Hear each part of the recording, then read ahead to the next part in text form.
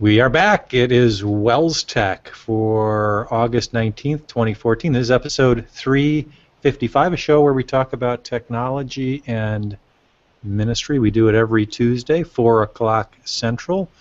And joining me doing that every 4 o'clock Central is Sally Draper. Hi, Sally. Good afternoon, Martin. Happy to be joining you today. Happy for our WELSTech discussion today. I think it's one that's interesting to a lot of people. One of the things we're going to cover is the concept of electronic giving in a lot of different flavors. Mm-hmm. And that's all in the context of our upgrade, so to speak, of our WELSTech wiki. We weren't overly pleased with the direction that platform was going, so we decided to move it on to Google Sites. And so it's not, I guess I wouldn't call it a true wiki, a man's wiki or a woman's wiki, but it's our own wiki, and we love it. It's on Google Sites, and you do have to request an account, and Sally will grant that to almost anybody with in pretty short order, and then you can go in and modify the site, add content, etc., etc. And we're probably, what, 3/4 of the way through the site, Sally? I'd say at least 3/4. We're down here in the Office section, working our way through the sidebar menu that's showing here. And we're going to wrap up this series in maybe 2 to 3 more weeks, Martin. So near the end. Today we've got kind of a special focus. We're going to talk about, the whole section here under Office, or at least the remaining sections, which include productivity, hardware, and software. And then we're going to cap off the conversation with electronic or e-giving, which there seems to be a lot of interest in. We should note that maybe Google is changing things up on us a little bit. Normally we have the ability to see and answer questions. For some reason we don't have that widget in our Google Hangout. I think our viewers can still ask a question. There is a green bar that says ask a new question. We can still see those, but we can't clear them or answer them, so just be patient with us. I see one from Tom Wilsman already. Do I need to do anything else to sign in? No. You've done. We saw what you wrote, Tom, so I think that's the key. So that's just kind of a good reminder to everybody tuned in. If you want to ask a question, please go ahead and do that. We'll try and address those. We are not the be-all, end-all of all technical knowledge. So we can't guarantee that because you ask a question, we will have a cogent thought on the answer. But we'll be honest about it, and that's why we have a wiki, so that we can gather all this collective wisdom from across our viewing and listening audience. So we may not even know what a cogent thought is, so there. We're starting at a very low level, so yeah. Keep that in mind. So let's jump into what we're talking about with the wiki today, and that is, maybe you'll start with productivity, Sally? Sure. Martin, we have kind of an older page that harkens back to some past content on productivity. Let's see if I can share my screen. Way back in the day, we did a productivity episode focusing on the concept of inbox zero. We linked to different productivity systems, and interestingly enough, getting things done is the first on our list of productivity systems, and I'd say it's still extremely popular today. So there's some concepts thrown out here and ideas about managing the flow of information and tasks and things like that. And also, there's lots and lots that we could add to this page. We even heard from Pastor Rob Gunther with some ideas for the page. He talked about adding if this then that and automatic.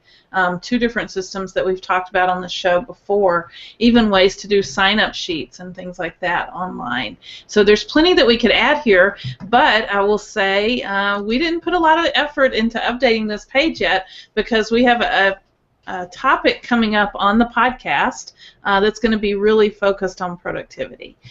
Martin, we've made our book selection for next year. I'm holding up a copy of it. It's called What's Best Next. It's by author Matt Pearman. And we're going to be reading this book throughout the season, starting in September. So if you don't have a copy, you might want to grab a copy and read along with us.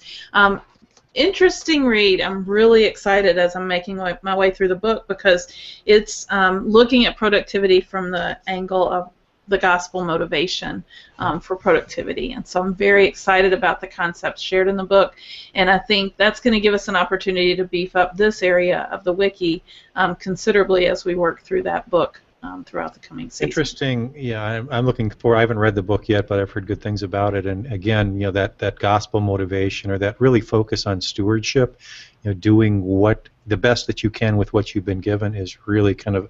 I get the sense of the focus of the book, which is a little bit different than, let's say, a David Allen book talking about getting things done system. So it's going to talk about a system, but it's certainly going to come from the right motivation. So. And then we get to mix in technology and all that good stuff. So it should be a good time. So pick up a copy of that book. I've got it on Kindle, so I know it's available on Kindle as well for a little bit cheaper. So good news on the productivity side.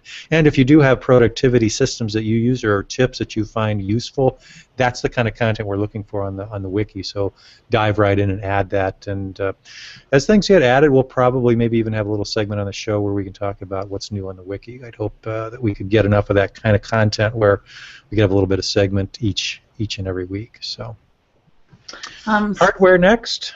Yeah, speaking of what's new on the wiki, we did add a little on the hardware page, and mainly because we have some great Shop Wells vendors that we have hardware contracts with, or associations, I should say, with, including Central Office Systems, James Imaging, and Xerox. And so links are provided there to the Shop Wells information. If you're not familiar with Shop Wells, maybe this would be a good introduction if you're looking to make any major hardware purchases. Everybody knows those can really get expensive, and Shopwells is there to partner with you and help your church or school through that process by leading you to vendors that have given us special rates for our Wells organizations. Yep, and we don't just have copier vendors. There are vendors that provide computers. There are vendors that provide firewalls and routers, those kinds of things, switches. Wireless or Wi-Fi vendors, there's all kinds of stuff there. So shopwells.net's the place to go. Excellent.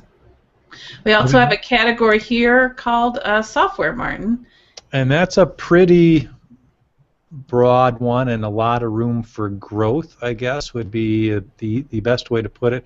So under software, we have things right now that are related to either office suites or calendaring. So just some general office management kinds of things. So way back, episode 077, we had what we called Bonus WELSTech Goodness Summer, and there we talked a little bit about Google Calendar, and there's some tutorials there, all kinds of additional resources on Google Calendar. That's probably the calendar of choice when we do our Final Web training. That's one that we kind of recommend even over the Final Web calendar that's there. There's just a lot of usefulness in most ministry situations, especially if you are in a situation where you have more than one person using the calendar, so there's some collaboration going on, or you need to share it to the congregation or school parents or kids, whatever.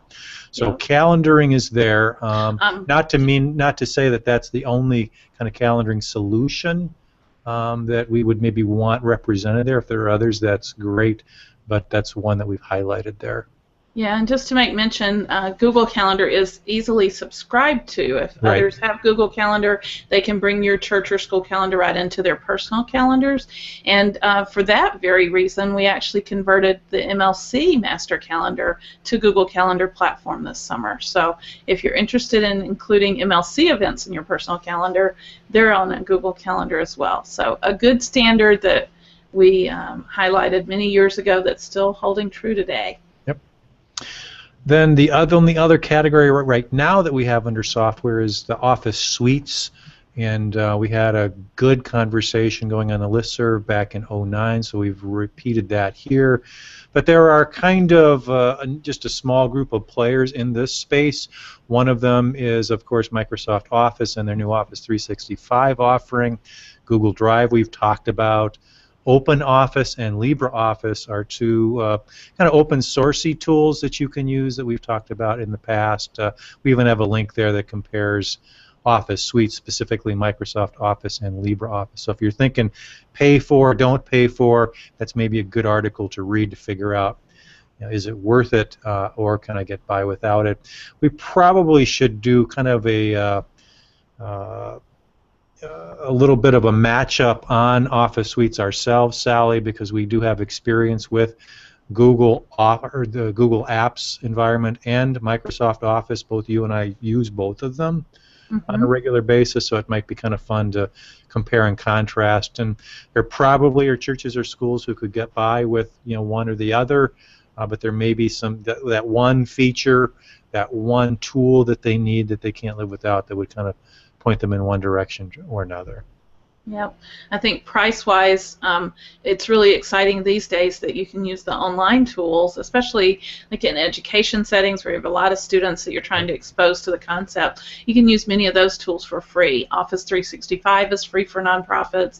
Obviously, Google Drive is free as well. So, and then the downloadable Office suites, OpenOffice and LibreOffice, are open source free as well. So.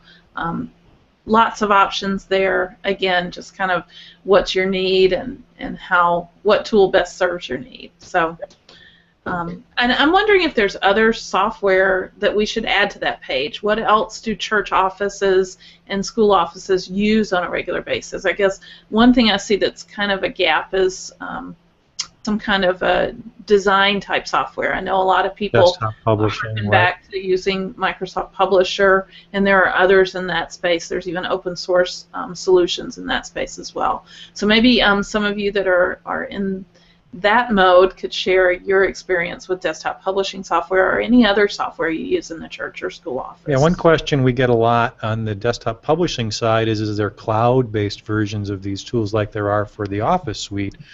And we've kind of rooted around a little bit and not found a lot of good solutions. Maybe that's changed, so if you've got experience with that especially. But I'm sure there are other, just kind of go-to tools in every church or school office that we're not thinking of because we don't live in that world. It'd be great to have those there and some feedback on them. Yeah, and just an interesting comment from Pastor Howard Mulkey, who says make sure you include iPad compatibility. Mobile, right. So mobile is, up and coming, and whatever you do, you want to be able to access from your mobile devices as well. That's a great point, Pastor.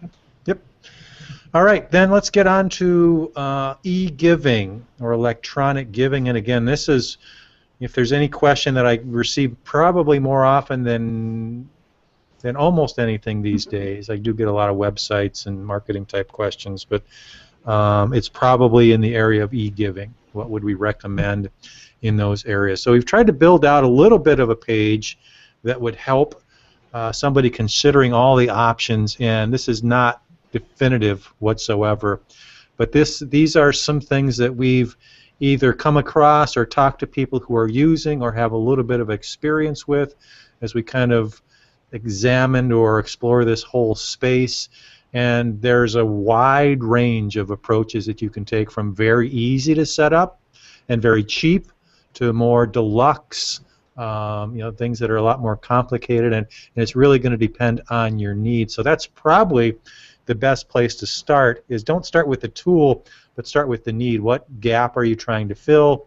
If you are a stewardship committee trying to figure out how maybe to give your members more opportunities or more varied opportunities to support the work of the church or the school, start there and then figure out what's going to make sense, and then you can kind of consider your options. So maybe the first category, the big category, is maybe what we would call online giving. And it wasn't too long ago, Sally, that we had Peter Frank on from Concordia Technology Solutions talking about a brand new solution from them called e-giving.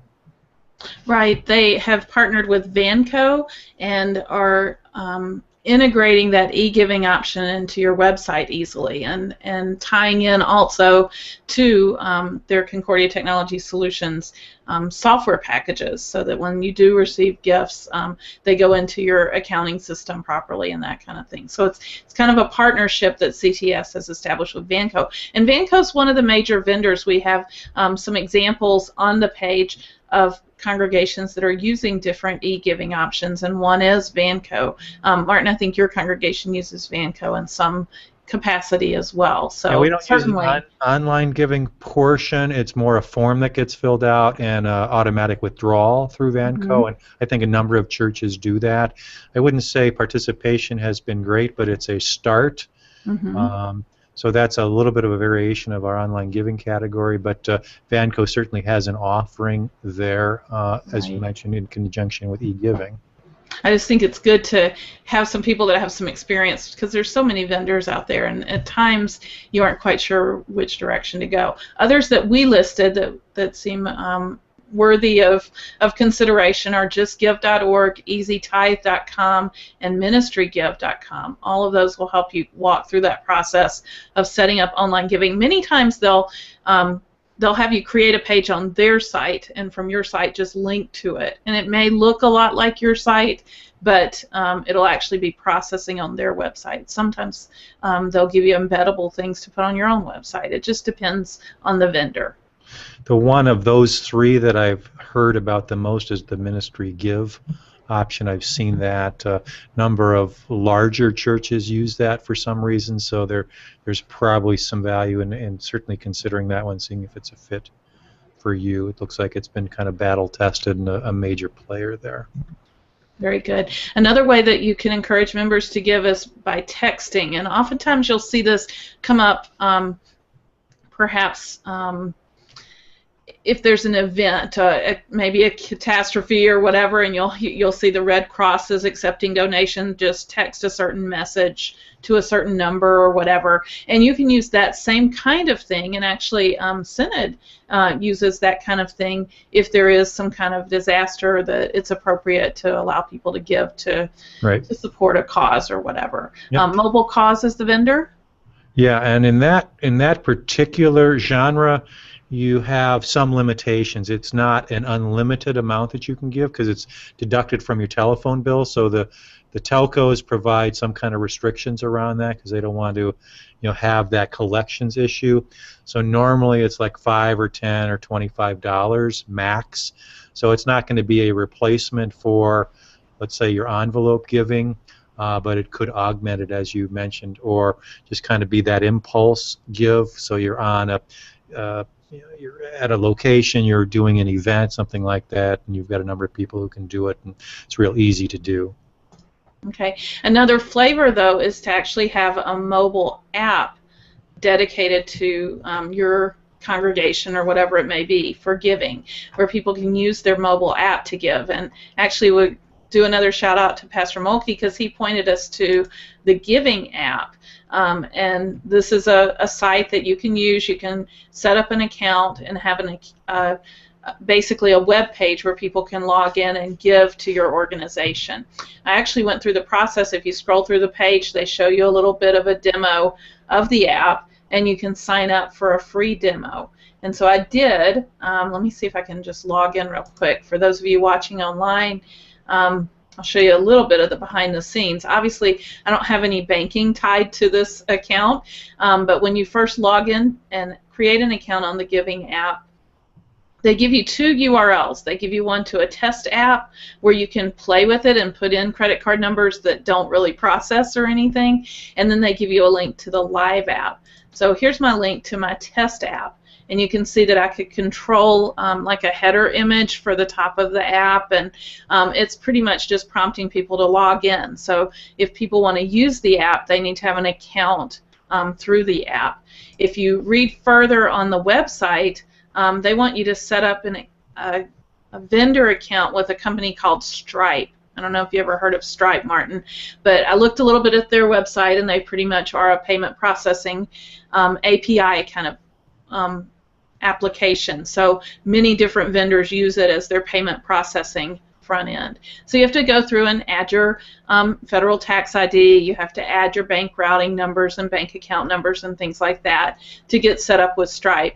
And then your Giving app will work. And again, it's pretty simple and straightforward, some big buttons and things. It's not meant to do anything but just collect giving. You can go into the app content area, and that's where you can upload your own graphics and things. That's why I played with putting the Wells logo just to see how that would work.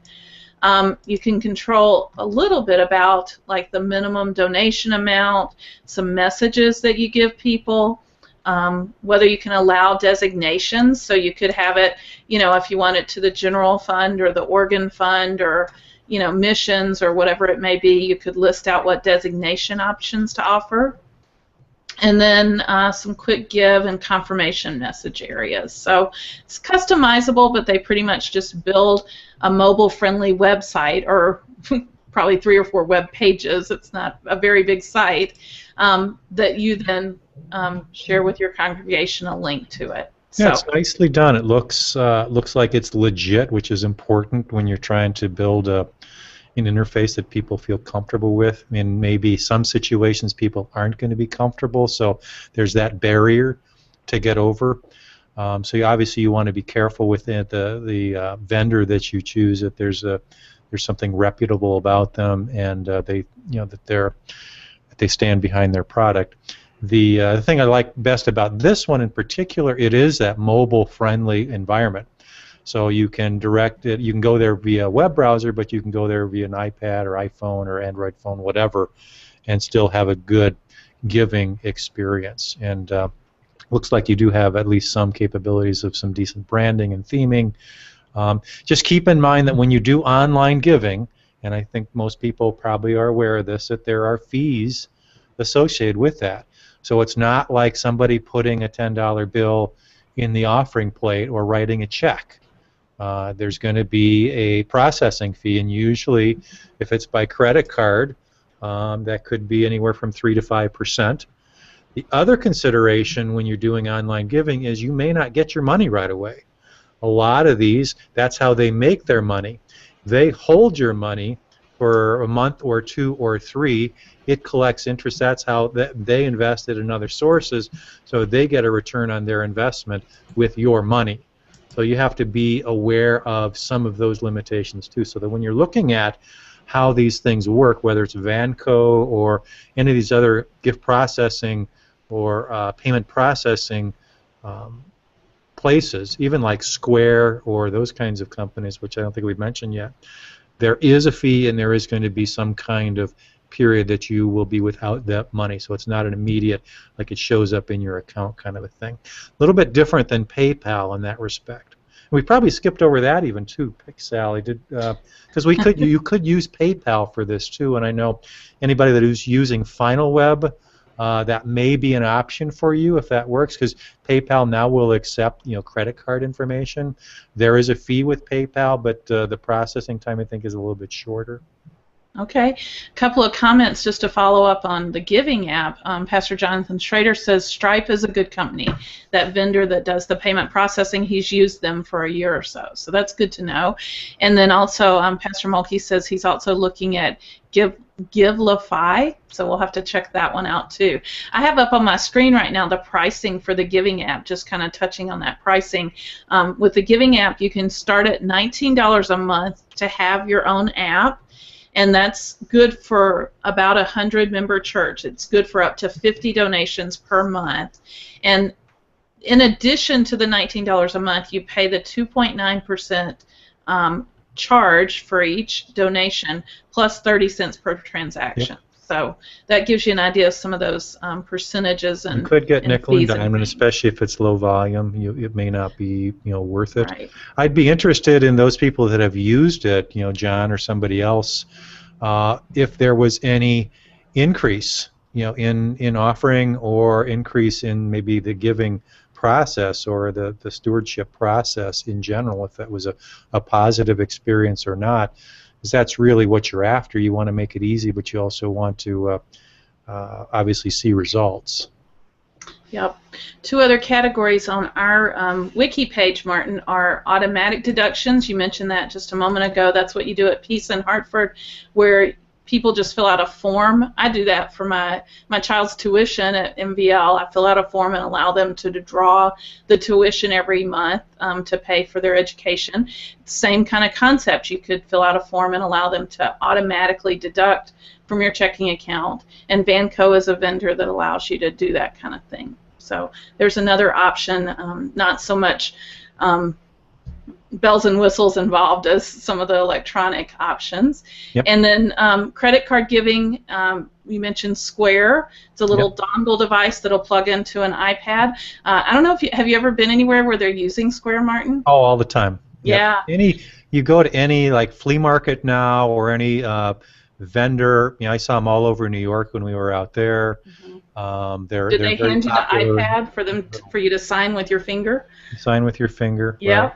Pretty cool stuff. And these are, I think, valid options, especially maybe for school registration or for concessions or for the buy the sweatshirt kind of thing at the basketball game.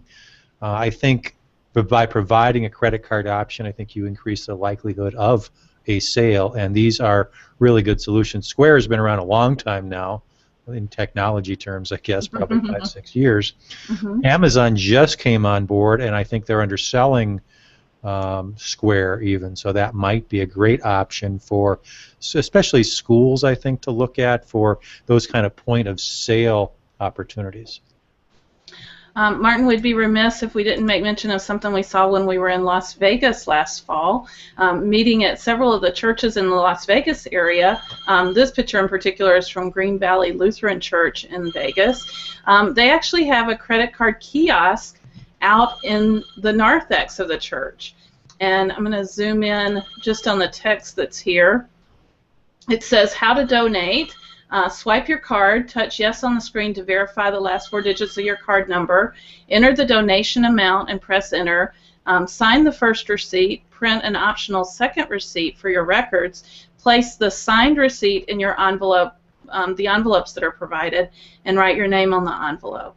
And if you want to specify it's for a special purpose or whatever. So basically, you give them your signed receipt, and they would process that in a similar way to a restaurant or anywhere else that you sign a receipt for your credit card donation. So I thought that was very interesting. Las Vegas is a city with a lot of money flow, and they're used to using machines apparently. So we saw this in multiple churches out there. I thought it was probably a lot of people without any cash left. So credit card is probably a good option in Las Vegas. All right, so that is, and that's certainly again not a definitive list, but that's our little take on e-giving. That's why it's on the wiki. We would love your experiences. I think it's a valid approach these days, and more congregations are thinking of it. John Schrader responded, our millennials told us that the only check they write in a month was to church. Adding an e-giving option seems to have increased their participation in supporting ministry. John, that makes me feel real good because that's about the only check I write in a month or a week. So if I'm classified at a little bit lower level, the millennial level, I'm all good with that.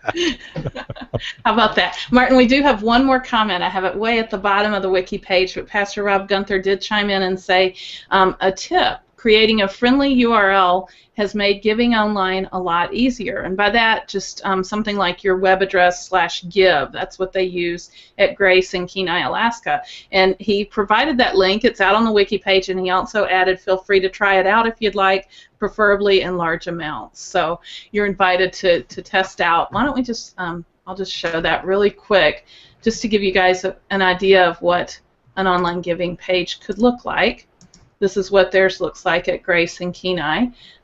They have different funds listed, and you would put in the amount for the different funds you could designate to, and then you can choose whether it's a one-time or recurring gift, and they have some text information about recurring gifts as well. So interesting and helpful to be able to see examples of this in action.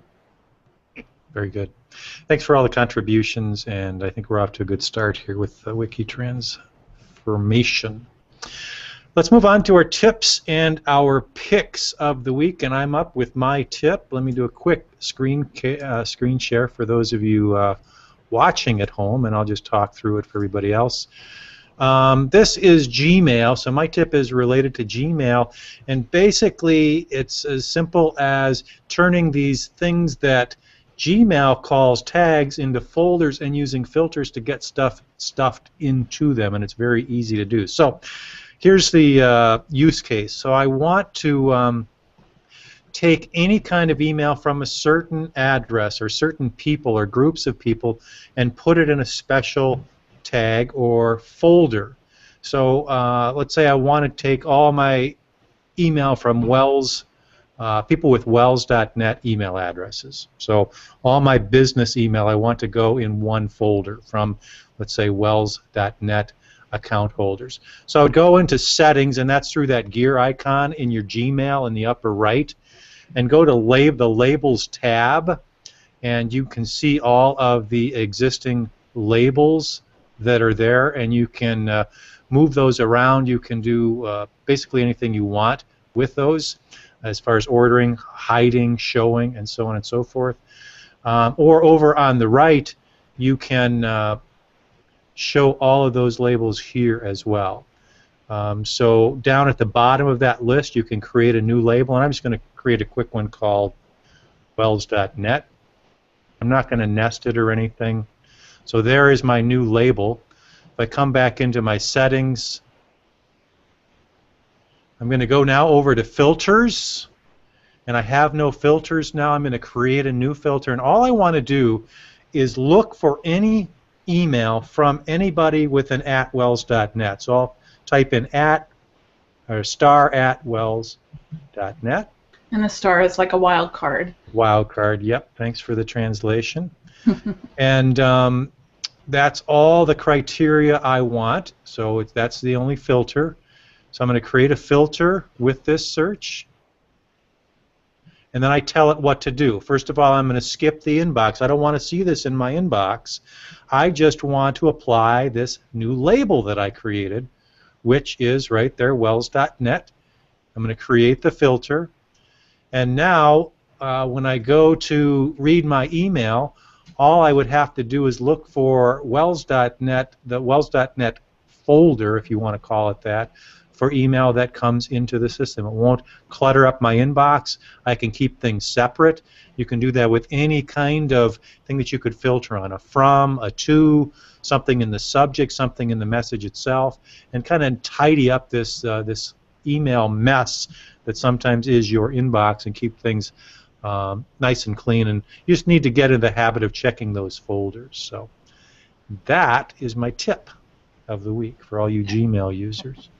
Excellent organization tip. Sometimes I struggle with setting them up, but that's just a one-time event, and then it just happens for you, and it's so nice to enjoy the benefits of that effort. So go for it. Very powerful tool.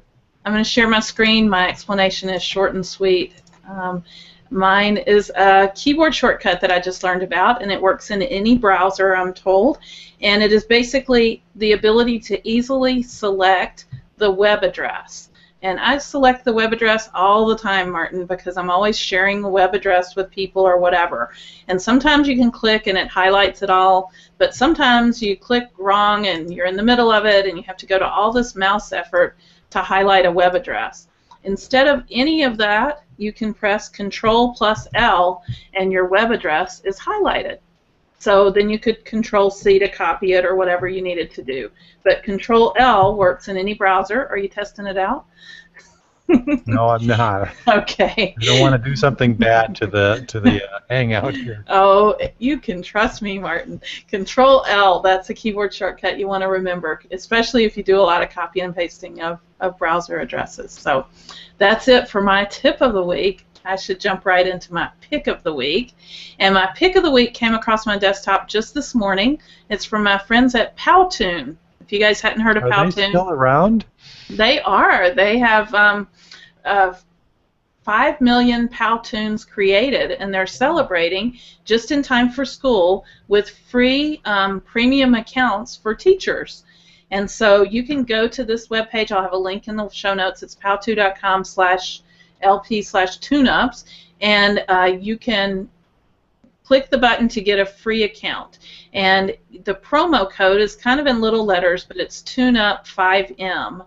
And when you click on here, it should pop up a little window and ask you to fill out payment information, but there's this place down here to put in a coupon code. See, it's $96 a year currently, but I'm going to type in TuneUp5M, and tab away from that field, and it should. And you know what? It's not liking that because I already did this. I already registered once, so it's not liking that. But it will refresh, and it'll say it's not any cost whatsoever. And Is that just for the year, and then the following year maybe you have to pay?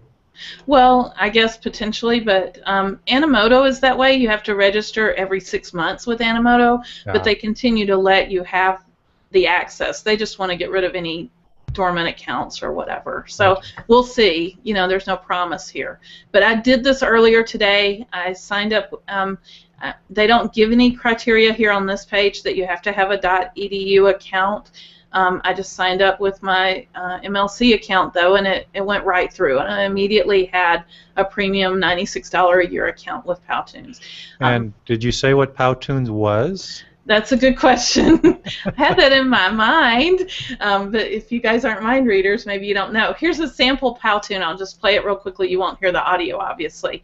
But Powtoons is kind of a video creator using kind of an animation look to it. And they give you a lot of tools and backgrounds and imagery to use. You can bring in, obviously, your own images as well. You can narrate them, and it becomes a really cool-looking video. And I've worked with the editor quite a bit, and it's very precise. You can time things just right. You can bring in individual audio for each of the different slides and put together a really polished video. Now, without the fancy account, you're limited to just a 1-minute length, but with that upgraded account, you can do longer Powtoons. So check it out, and hopefully, I believe with creating this educator account, you get 60 student access accounts as well. So you can share it with your students as well.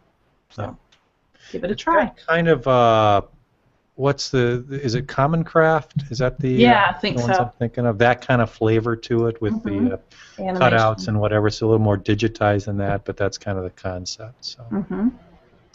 All right, great. My pick of the week is for all you Android phone users, and it is an app called Shush. One of the problems with a lot of phones is you will go into church or go into a meeting or whatever, and you silence your phone. You put it on vibrate. But you and I all know what happens when you leave that meeting is you forget to turn the ringer back on, so you put it back in your purse or your pocket, and you know it's not, you can't hear it anymore. So you miss calls. That happens to all of us. It's happened to me. It's happened to my wife, my kids. This app takes care of that. So what it does is you install it on your phone, and there's probably equivalents to this for iOS, I would think. But with Android, they typically have a volume switch, a rocker switch, where you turn the volume up and down. And when you turn the volume down, you get it down far enough, it'll go on vibrate, and that's when Shush springs into action, and it basically says, well, what do you want to do? How long do you want to keep the ringer off for? And you have a little dial here, and you can turn it to an hour, 2 hours, 3 hours, and then or keep it off altogether, which is maybe what you wanted. Or you hit the Shush button, which says, well, I'm gonna, in this case, if you're looking at the screen demo here, I want this to be silenced for 2 hours and 3/4, 2 hours and 2.5 hours, or 3 hours, or whatever it is. And then it's going to turn the ringer on for you. You have the ability to say what volume level to restore the ringer to, which is kind of cool. And it just kind of works in the background. It appears as a little notification, so you know that it's on. A little icon appears at the top. And it works on tablets as well. So it's just it's a free little utility that you can install, and just works right within your normal workflow. So if you're turning the volume down, it's going to say, hey, or turning the ringer off, hey, when do you want to turn this back on again? And it works perfectly. So it's my little pick of the week. And I'm guessing that maybe iOS doesn't have something comparable to that, because they just have flip that a switch. Right. Yeah. So, maybe an advantage to having an Android phone. Yeah, it's one of many. All Let's move right. on.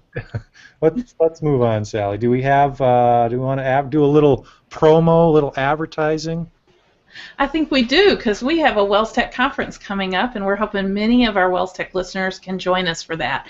It's next summer, July 9th through 11th, so now's the time to mark your calendars and make plans to be there. It's going to be held in Waukesha, Wisconsin at the Country Springs Hotel and Conference Center. And you can find out more about it at wels.net/WELSTechConf.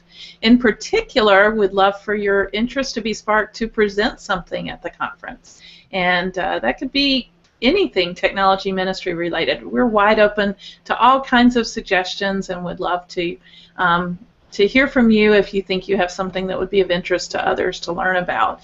You can do kind of a hands-on demo. You can talk concepts or marketing or whatever it is that that is technology and ministry related. Whatever you want to bring to the table. That's right.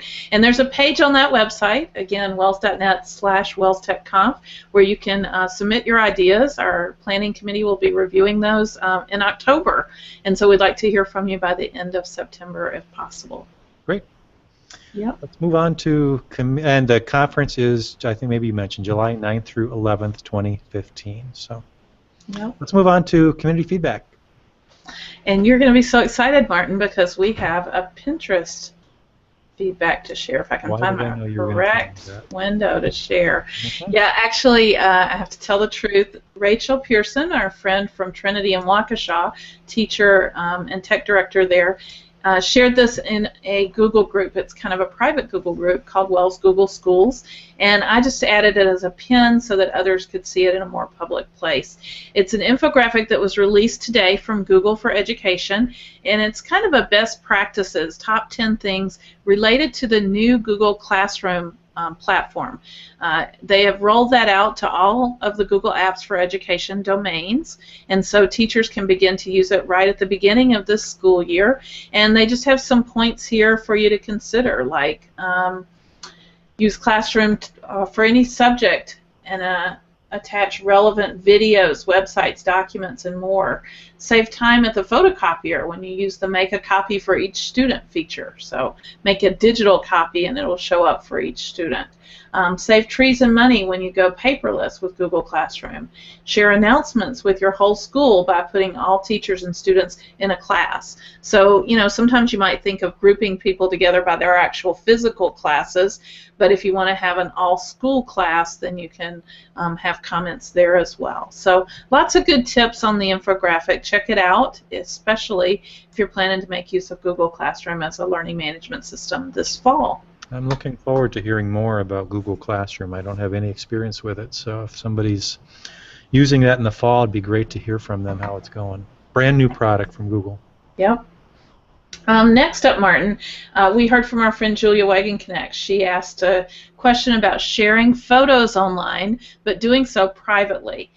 In particular, they just finished up a VBS program in her congregation. They got permission from the parents for photos and things, but they're not really comfortable just making their whole photo library available on their website. And so they were looking for a way to do that in a more private fashion.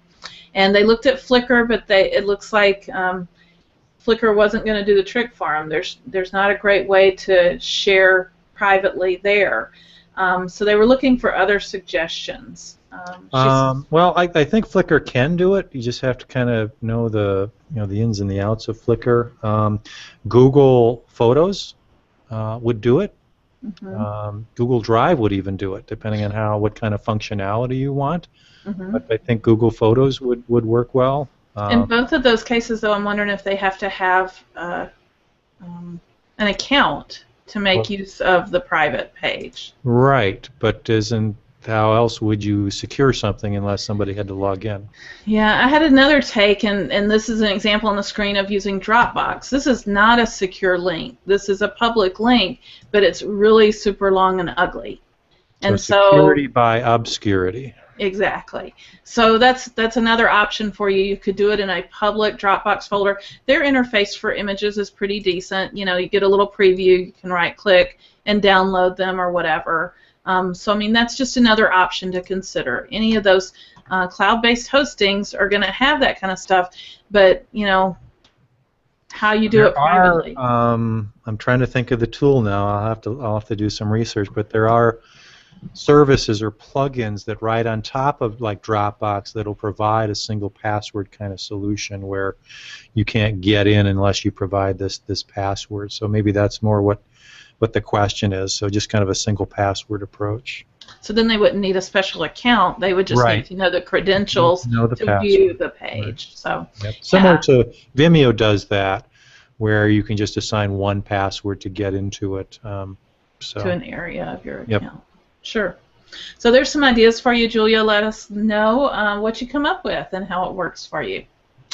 One more community feedback item that I wanted to make mention of, and we have talked before about Andy Van Weel, who's a principal teacher down in Friendswood, Texas, and he tweets as well as he runs the blog called The Quotable Wells Teacher, and it's at wellsteacher.com. And he just published a new blog post today, and it's called Overcoming the Teacher Chart of Doom. And let's see if I can zoom in on the teacher chart of doom. It says, attitudes toward teaching, anticipation in August, drops off by September, October to disillusionment, and then you get rejuvenated by about March, and you're reflecting at the end of the year, and then over the summer, you're back to that anticipation state. So Andy has some great suggestions in this blog post. Number one, out that line, yep, staying strong in the Word, staying healthy, making time for yourself. He has a corny bad day file, keeping the bigger picture in mind. I think it's a blog post worth reading, and the timing is perfect, Andy, for the new school year. So check it out, Wells Teachers, and be encouraged. Very good. That's going to do it for community feedback, Martin.